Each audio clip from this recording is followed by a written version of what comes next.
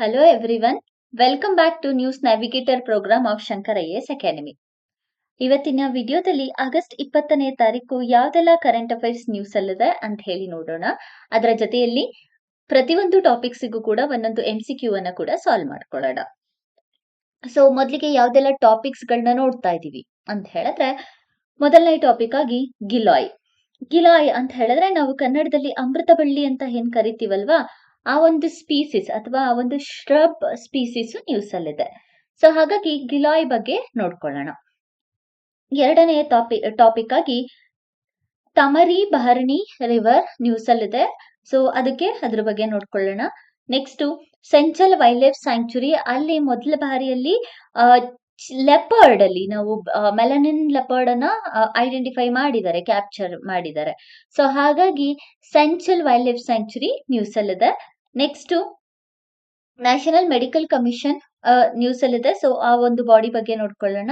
ಅದಾದ ಮೇಲೆ ಇದಿಷ್ಟು ಟಾಪಿಕ್ಸ್ ಗಳನ್ನ ನೋಡ್ಬಿಟ್ಟು ಇದರ ಮೇಲೆ ಪ್ರತಿಯೊಂದಕ್ಕೂ ಕೂಡ ಕ್ವಶನ್ಸ್ ಅನ್ನ ಪ್ರಾಕ್ಟೀಸ್ ಮಾಡ್ಕೊಳ್ಳೋಣ. ಸೊ ಮೊದಲನೇ ಟಾಪಿಕ್ ಆಗಿ ಗಿಲಾಯ್. ಗಿಲಾಯ್ ಅನ್ನ ಗುಡುಚಿ ಅಂತ ಕೂಡ ಕರೀತಾರೆ. ಸೊ ನೆನ್ಪಿಡ್ಕೊಳ್ಳಿ, ಗುಡುಚಿ ಅಂತ ಕೇಳಿದ್ರು ಒಂದೇ, ಗಿಲಾಯ್ ಅಂತ ಕೇಳಿದ್ರು ಒಂದೇ. ಅಂಡ್ ಕನ್ನಡದಲ್ಲಿ ಇದನ್ನ ಅಮೃತ ಬಳ್ಳಿ ಅಂತ ಹೇಳಿ ಕರೀತಾರೆ, ಅಮೃತ ಬಳ್ಳಿ. ಅಂಡ್ ಆಲ್ಸೋ ಇದನ್ನ ಗಿಲಾಯ್ ಅಂತ ಕೂಡ ಹೇಳಲಾಗತ್ತೆ. ಸೊ ಹೀಗೆ ಬೇರೆ ಬೇರೆ ಹೆಸರುಗಳಿಂದ ಈ ಒಂದು ಗಿಲಾಯ್ ಸ್ಪೀಸಿಸ್ ಅನ್ನ ಕರಿಬಹುದಾಗತ್ತೆ. ಇದು ಭಾರತಕ್ಕೆ ಸೇರಿದಂತಹ ಸ್ಪೀಸಿಸ್, ಅಂದ್ರೆ ಭಾರತದ ನೇಟಿವ್ ಸ್ಪೀಸಿಸ್. ಹಾಗಿದ್ರೆ ಬರೀ ಭಾರತದಲ್ಲಿ ಮಾತ್ರ ಸಿಗುತ್ತಾ? ಇಲ್ಲ, ಭಾರತಕ್ಕೆ ನೇಟಿವ್ ಸ್ಪೀಸಿಸ್ ಆಗಿದ್ರೂ ಕೂಡ ಭಾರತದ ಜೊತೆಯಲ್ಲಿ ಚೀನಾದಲ್ಲೂ ಕಾಣಬಹುದಾಗತ್ತೆ. ಹಾಗೆಯೇ ಟ್ರಾಪಿಕಲ್ ಏರಿಯಾ ಆಫ್ ಆಸ್ಟ್ರೇಲಿಯಾ ಮತ್ತೆ ಆಫ್ರಿಕಾದಲ್ಲೂ ಕೂಡ ನಾವು ಈ ಒಂದು ಅಮೃತ ಬಳ್ಳಿಯನ್ನ ನೋಡಬಹುದಾಗತ್ತೆ. ಸೊ ಇಂಡಿಯಾಕ್ಕೆ ನೇಟಿವ್ ಸ್ಪೀಸಿಸ್ ಇಂಡಿಯಾಗೆ, ಬಟ್ ಇಂಡಿಯಾ ಇಂದ ಬೇರೆ ಕಡೆಯಲ್ಲೂ ಕೂಡ ನಾವು ಈ ಸ್ಪೀಸಿಸ್ ಅನ್ನ ನೋಡಬಹುದು ಅಂತಂದ್ರೆ ಎಲ್ಲೆಲ್ಲಿ ನೋಡಬಹುದು ಅಂದ್ರೆ ಚೀನಾ, ಆಫ್ರಿಕಾ ಅಂಡ್ ಆಸ್ಟ್ರೇಲಿಯಾದಲ್ಲೂ ಕೂಡ ನಾವು ಈ ಸ್ಪೀಸಿಸ್ ಅನ್ನ ಕಾಣಬಹುದಾಗತ್ತೆ. ಸೊ ಇದೊಂದು ಶ್ರಬ್ ಸ್ಪೀಸಿಸ್. ಕ್ಲೈಂಬರು, ಬೇರೆ ಮರಕ್ಕೆ ಅಂಟುಕೊಂಡು ಇದು ಬೆಳೆಯುತ್ತೆ, ಬೇರೆ ಮರದ ಸಪೋರ್ಟ್ ಅನ್ನ ತಗೊಂಡ್ಬಿಟ್ಟು ಇದು ಬೆಳೆಯುತ್ತೆ.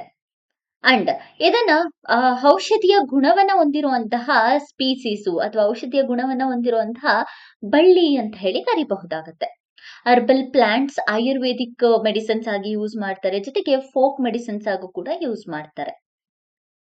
ಎಲ್ಲಾದು ಅಂದ್ರೆ ಇದರ ಈ ಬಳ್ಳಿ ಆಗಿರಬಹುದು ಅಥವಾ ಎಲೆ ಆಗಿರಬಹುದು, ಬೇರಾಗಿರಬಹುದು, ಎಲ್ಲಾ ಪಾರ್ಟ್ ಅನ್ನು ಕೂಡ ಮೆಡಿಸನ್ ನ ಗುಣನ ಹೊಂದಿರುವಂತಹ ಸ್ಪೀಸಿಸ್ ಇದಾಗಿದೆ. ಅಂಡ್ ಮೇಜರ್ಲಿ ಇದರಲ್ಲಿ ಯಾವ್ಯಾವೆಲ್ಲ ನ್ಯೂಟ್ರಿಯೆಂಟ್ಸ್ ಗಳು ಸಿಗತ್ತೆ ಅಂತ ಹೇಳಿದ್ರೆ ಕಾಪರ್ ರಿಚ್ ಇರುವಂತಹದ್ದನ್ನ ನಾವು ಕಾಣಬಹುದಾಗತ್ತೆ. ಜೊತೆಗೆ ಮ್ಯಾಂಗನೀಸ್ ರಿಚ್ ಇದೆ, ಜಿಂಕ್, ಕ್ಯಾಲ್ಸಿಯಂ, ಫಾಸ್ಫರಸ್, ಗ್ಲೈಕೋಸೈಡ್ಸ್ ಮತ್ತೆ ಐರನ್, ಸ್ಟೆರಾಯ್ಡ್ಸ್, ಆಲ್ಕಲಾಯ್ಡ್ಸ್ ಇದೆಲ್ಲದೂ ಕೂಡ ರಿಚ್ ಇರೋದನ್ನ ನಾವು ಕಾಣಬಹುದಾಗತ್ತೆ ಈ ಒಂದು ಸ್ಪೀಸಿಸ್ ನಲ್ಲಿ.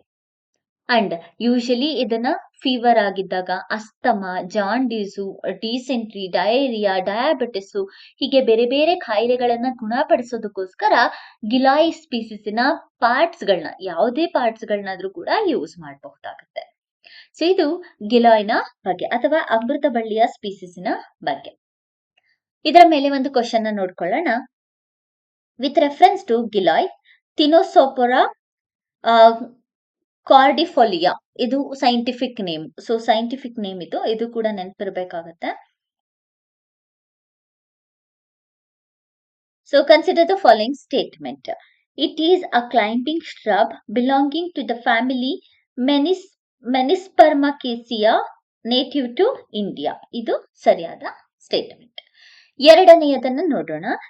Although all parts of the plants are used in Ayurvedic medicine, it seems contain the highest density beneficial compound. ಇದು ಕೂಡ ಕರೆಕ್ಟ್. ನೆಕ್ಸ್ಟ್ ಥರ್ಡ್ ಸ್ಟೇಟ್ಮೆಂಟ್ ನೋಡ್ಕೊಳ್ಳೋಣ. It is rich in essential micronutrients like iron, copper, zinc, calcium. ಇದು ಕೂಡ ಸರಿಯಾದ ಉತ್ತರ.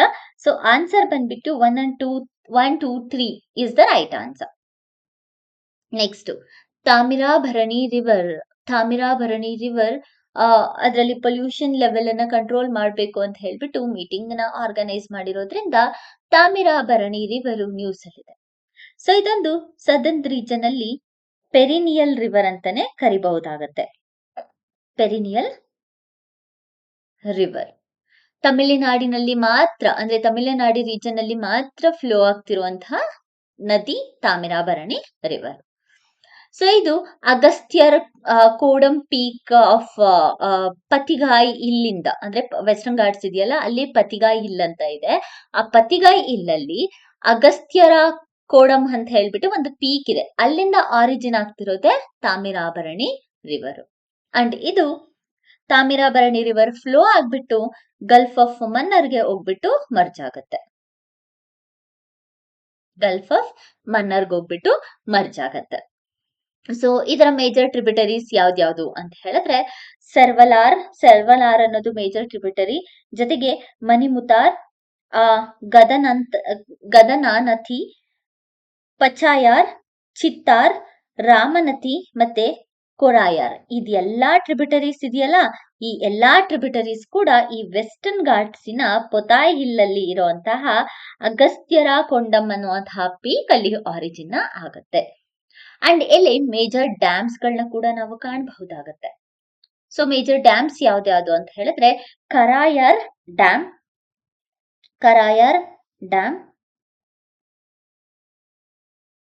Because ನಮ್ಗೆ dams ಬಗ್ಗೆ ಕೂಡ ಕೇಳ್ತಾರೆ. ಅಂಡ್ ಟ್ರಿಬ್ಯೂಟರಿ ಮಣಿಮುತ್ತಾರ್ ಟ್ರಿಬ್ಯೂಟರಿ ಇದೆಯಲ್ಲ, ಅಲ್ಲಿ ಕಟ್ಟಿರೋದ್ರಿಂದ ಮಣಿಮುತ್ತಾರ್ ಡ್ಯಾಮ್ ಕೂಡ ಇದೆ, ಜೊತೆಗೆ ಗದನಾನಥಿ ಡ್ಯಾಮ್ ಕೂಡ ಇದೆ, ರಾಮನಥಿ ಡ್ಯಾಮ್ ಕೂಡ ಇದೆ.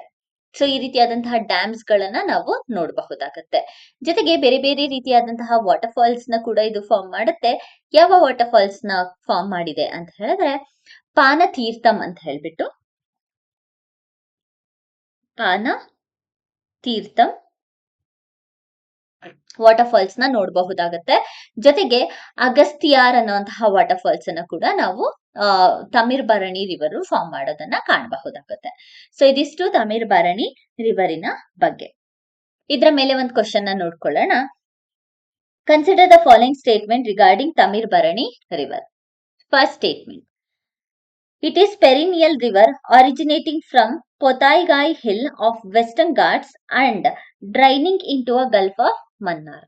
ಸೊ ಇದು ಸರಿಯಾದ ಉತ್ತರ. ಸೆಕೆಂಡ್ ಸ್ಟೇಟ್ಮೆಂಟ್ ಅನ್ನ ನೋಡ್ಕೊಳ್ಳೋಣ. It is fed exclusively by the southwest monsoon during the summer season. ಇಲ್ಲ, ಇದು ಪೆರಿನಿಯಲ್ ರಿವರ್ ಅಲ್ವಾ, ಮಾನ್ಸೂನ್ ಮೇಲೆ ಡಿಪೆಂಡ್ ಆಗಿರೋದಿಲ್ಲ. ಸೊ ಹಾಗಾಗಿ ಸ್ಟೇಟ್ಮೆಂಟ್ 2 ರಾಂಗ್ ಆಗತ್ತೆ, ಹೌದಲ್ಲ. ನೆಕ್ಸ್ಟ್ ಸ್ಟೇಟ್ಮೆಂಟ್ 3 ಅನ್ನ ನೋಡ್ಕೊಳ್ಳೋಣ. Servalar, Manimuthar, Chittar are the major tributary of the Tamirabarani river. So third statement correct. So answer ಬಂದ್ಬಿಟ್ಟು 1 and 3 only is the right answer, because second statement wrong ಆಗಿರೋದ್ರಿಂದ. Next, Senchal wildlife sanctuary and animal melanism, ಇದ್ರ ಬಗ್ಗೆ ನೋಡ್ಕೊಳ್ಳೋಣ. Senchal wildlife sanctuary, black melanistic leopard cub ಇಲ್ಲಿ spot ಆಗಿದೆ. ಎಲ್ಲಿ? ವೆಸ್ಟ್ ಬೆಂಗಾಲ್ ಅಲ್ಲಿ ಇರುವಂತಹ ಸೆಂಚಲ್ ವೈಲ್ಡ್ ಲೈಫ್ ಸ್ಯಾಂಕ್ಚುರಿಯಲ್ಲಿ. ಸೆಂಚಲ್ ವೈಲ್ಡ್ ಲೈಫ್ ಸ್ಯಾಂಕ್ಚುರಿ ಬಂದ್ಬಿಟ್ಟು ಡಾರ್ಜಿಲಿಂಗ್ ಇಲ್ಲಲ್ಲಿ ನೋಡಬಹುದಾಗುತ್ತೆ. ಸೊ ಎಲ್ಲಿ ಅಂತ ಹೇಳಿ ಕೇಳುವಂತಹ ಚಾನ್ಸಸ್ ಇರುತ್ತೆ. ಡಾರ್ಜಿಲಿಂಗ್ ಇಲ್ಲಲ್ಲಿ ನಾವು ಸೆಂಚಲ್ ವೈಲ್ಡ್ ಲೈಫ್ ಸ್ಯಾಂಕ್ಚುರಿಯನ್ನ ನೋಡಬಹುದಾಗುತ್ತೆ. ಅಂಡ್ ಇದು ಮುಂಚೆನೆ ಐಡೆಂಟಿಫೈ ಮಾಡಿದಂತಹ, ಅಂದ್ರೆ ಹಳೆಯ ವೈಲ್ಡ್ ಲೈಫ್ ಸ್ಯಾಂಕ್ಚುರೀಸ್ ಅಲ್ಲಿ ಇದು ಕೂಡ one of the wildlife sanctuary. 1915ರಲ್ಲಿ ಇದನ್ನ ಎಸ್ಟಾಬ್ಲಿಷ್ ನ ಮಾಡಿ. ನೆಕ್ಸ್ಟ್ ಇದ್ರ ಬಗ್ಗೆ ಒಂದು ಕ್ವಶನ್ ನೋಡ್ಕೊಳ್ಳೋಣ. With reference to Central Wildlife Sanctuary and ecological concept, consider the following statement. First statement ಬಂದ್ಬಿಟ್ಟು, Central Wildlife Sanctuary is situated in West Bengal and represents southeastern extension of Sengalila National Park. So ಇದು correct. Next, second statement, melanism in wild animal is an acquired trait that develops purely due to dietary habitats during adulthood. ಇದು ಕೂಡ correct. So answer ಇದು wrong, genetic mutation ಇಂದ ಆಗೋದು. Second statement wrong. So answer ಬಂದು 1 only is the right answer. Next, national medical commission news ಅಲ್ಲಿದೆ. So national medical commission ಬಗ್ಗೆ ನಾವು ನೋಡ್ಕೊಂಡ್ರೆ, ಸೊ ಇದೊಂದು ಸ್ಟ್ಯಾಚ್ಯುಟರಿ ಬಾಡಿ. ಸ್ಟ್ಯಾಚ್ಯುಟರಿ ಬಾಡಿ 2019ರಲ್ಲಿ ಎಸ್ಟಾಬ್ಲಿಷ್ ನ ಮಾಡ್ಲಾಗತ್ತೆ. 2019ರಲ್ಲಿ ಎಸ್ಟಾಬ್ಲಿಷ್ ಮಾಡಿದ್ಮೇಲೆ 2020ರಿಂದ ಇದು ವರ್ಕ್ ಮಾಡ್ಲಿಕ್ಕೆ ಸ್ಟಾರ್ಟ್ ಆಗುತ್ತೆ. ಸೊ ಯಾಕೆ ಇದನ್ನ ಸ್ಟ್ಯಾಚ್ಯುಟರಿ ಬಾಡಿ ಅಂತ ಹೇಳಿ ಕರೀತಾರೆ ಅಂದ್ರೆ ಇದನ್ನ ಒಂದು ಆಕ್ಟಿನ ಮೂಲಕ ಎನಾಕ್ಟ್ ಮಾಡ್ಲಾಗತ್ತೆ, ಅದಕ್ಕೆ ಇದನ್ನ ಸ್ಟ್ಯಾಚ್ಯುಟರಿ ಬಾಡಿ ಅಂತ ಹೇಳಿ ಕರೆಯಲಾಗತ್ತೆ. ಸೊ ಯಾವ ಆಕ್ಟ್ ಅಂತ ಹೇಳಿದ್ರೆ national medical commission act. National medical commission act ನ ಮೂಲಕ ಎಸ್ಟಾಬ್ಲಿಷ್ ಮಾಡಲಾಗುತ್ತೆ. ಅಂಡ್ ಇದು ಭಾರತದ ಮೆಡಿಕಲ್ ಕೌನ್ಸಿಲ್ ಆಫ್ ಇಂಡಿಯಾನ ರಿಪ್ಲೇಸ್ ಮಾಡಿದಂತಹ ಬಾಡಿ. ಅಂಡ್ ಇದೊಂದು top regulatory authority for medical education and also medical professionals ಮತ್ತೆ ಮೆಡಿಕಲ್ ಇನ್ಸ್ಟಿಟ್ಯೂಟ್ ಆಫ್ ಇಂಡಿಯಾಗೂ ಕೂಡ ಒಂದು ಹೈಯೆಸ್ಟ್ ರೆಗ್ಯುಲೇಟರಿ ಬಾಡಿ ಆಗಿ ವರ್ಕ್ ಆಗತ್ತೆ. ಅಂಡ್ ಇದರ ಕಂಪೋಸಿಷನ್ ನೋಡಿದ್ರೆ ಅಂದ್ರೆ ಯಾರೆಲ್ಲ ಈ ಒಂದು ಕೌನ್ಸಿಲ್ ಅಲ್ಲಿ ಇರ್ತಾರೆ, ಒಟ್ಟು 33 ಜನನ ಹೊಂದಿರುವಂತಹ ಬಾಡಿ ಇದು. ಈ 33 ಜನದಲ್ಲಿ ಚೇರ್ ಪರ್ಸನ್ ಇರ್ತಾರೆ. ಚೇರ್ ಪರ್ಸನ್ ಮ್ಯಾಂಡೇಟರಿ ಆಗಿ ಮೆಡಿಕಲ್ ಪ್ರೊಫೆಷನ್ ಅಲ್ಲೇ ಇರಬೇಕು. ಅದ್ರ ಜೊತೆಗೆ 10 ಜನ ಎಕ್ಸ್ ಅಫಿಷಿಯೋ ಮೆಂಬರ್ಸ್ ಇರ್ತಾರೆ. ಹಾಗೆಯೇ 22 ಜನ ಬಂದ್ಬಿಟ್ಟು ಪಾರ್ಟ್ ಟೈಮ್ ಮೆಂಬರ್ಸ್ ಇರ್ತಾರೆ. ಅಂಡ್ ಇದ್ರಲ್ಲಿ ಒಟ್ಟು 4 ಅಟಾನಮಸ್ ಬೋರ್ಡ್ ಗಳನ್ನ ನೋಡಬಹುದಾಗುತ್ತೆ. ಒಂದು undergraduate medical education board, ಎರಡನೇದು postgraduate medical education board, ಮೂರನೇದಾಗಿ medical assessment and rating board, ನಾಲ್ಕನೇದಾಗಿ ethics and medical registration board. So ಹೀಗೆ ಒಟ್ಟು 4 ಬೋರ್ಡ್ ಗಳನ್ನ ನಾವು ನೋಡಬಹುದಾಗುತ್ತೆ. ಇದರ ಮೇಲೆ ಒಂದು ಕ್ವಶನ್ ನೋಡ್ಕೊಳ್ಳೋಣ. Regarding the national medical commission consider the following statement. It is a statutory body established under the National Medical Commission Act 2019, replacing the Medical Council of India. Correct. ಎರಡನೇದು ನೋಡೋಣ. It has the power to frame fee determination guidelines for 100% seats in all private medical college. ಇದು wrong. 50% ಇರುತ್ತೆ usually. So for second statement wrong. Third ನ ನೋಡ್ಕೊಳ್ಳೋಣ. It operates through 4 autonomous board including ethics and medical registration board. ಸರಿಯಾದ ಉತ್ತರ. So ಇದು answer ಬಂದು 1 and 3 only is the right answer. Next ಇನ್ನೊಂದು news ಅಲ್ಲಿದೆ, ಏನು ಅಂತ ಹೇಳಿದ್ರೆ ಮುಷ್ಕ್ ಬುಡ್ಜಿ ಅಂತ ಹೇಳ್ಬಿಟ್ಟು. ಮುಷ್ಕ್ ಬುಡ್ಜಿ. ಸೊ ಏನಿದು ಮುಷ್ಕ್ ಬುಡ್ಜಿ? ಇದೊಂದು ಆರೋಮ್ಯಾಟಿಕ್ ರೈಸ್ ಗ್ರೈನ್. ಸೊ ಅಕ್ಕಿಯ ವೆರೈಟಿಯಲ್ಲಿ ಇದು ಒಂದು. ಸೊ ಚಿಕ್ಕ ಚಿಕ್ಕದಾಗಿರುವಂತಹ ಅಕ್ಕಿ, ಕಾಶ್ಮೀರಲ್ಲಿ ಬೆಳೆಯುವಂಥದ್ದು. ಕಾಶ್ಮೀರಲ್ಲಿ ಬಿಟ್ಟರೆ ಬೇರೆ ಎಲ್ಲೂ ಕೂಡ ಬೆಳೆಯೋದಿಲ್ಲ. ಸೊ ಯೂಶಲಿ ಆಲ್ಟಿಟ್ಯೂಡ್ ಬಂದ್ಬಿಟ್ಟು 5000 to 7000 ಹೈಟ್ ಅಲ್ಲಿರುವಂತಹ ಆಲ್ಟಿಟ್ಯೂಡ್ ರೀಜನ್ ಅಲ್ಲಿ ನಾವು ಈ ಒಂದು ವೆರೈಟಿ ಆದಂತಹ ಅಕ್ಕಿಯನ್ನ ಬೆಳಿತೇವೆ. ಇದಕ್ಕೆ 2023ರಲ್ಲಿ ಅದರ ಸ್ಪೆಷಲ್ ಅರೋಮಾ ಮತ್ತೆ ಅದರಲ್ಲಿರುವಂತಹ ಬೇರೆ ಬೇರೆ ಗುಣಗಳಿಗೋಸ್ಕರ GI ಟ್ಯಾಗ್ ಅನ್ನ ಕೊಡ್ಲಾಗತ್ತೆ. ಜೊತೆಗೆ ಇದು ಲೈಟ್ ಐವರಿ ಕಲರ್ ಇರುತ್ತೆ, ಟ್ರಾನ್ಸ್ಲೂಸೆಂಟ್ ಇರುವಂತಹ ಅಕ್ಕಿ. ಜೊತೆಗೆ ಇದರಲ್ಲಿ ವಿಟಮಿನ್ ಬಿ ಆಗಿರಬಹುದು, ಕಾರ್ಬೋಹೈಡ್ರೇಟ್ಸ್, ಫೈಬರ್ ಇರೋದ್ರಿಂದ ಈಸಿಯಾಗಿ ಡೈಜೆಷನ್ ಕೂಡ ಆಗತ್ತೆ. ಅಂಡ್ ಇದರಲ್ಲಿ ನಟಿ ಫ್ಲೇವರ್ ಇರುತ್ತೆ ಮತ್ತೆ ಡೆಲಿಕೇಟ್ ಕೂಡ ಆಗಿರುತ್ತೆ. ಸೊ ಇದು ಮಸ್ಕ್ ಬುಡ್ಜಿಯ ಬಗ್ಗೆ. ಎಕ್ಸಾಮ್ ಅಲ್ಲಿ GI ಟ್ಯಾಗ್ ಇತ್ತೀಚೆಗೆ ತುಂಬಾನೇ ನ್ಯೂಸ್ ಅಲ್ಲಿ ಇದೆ.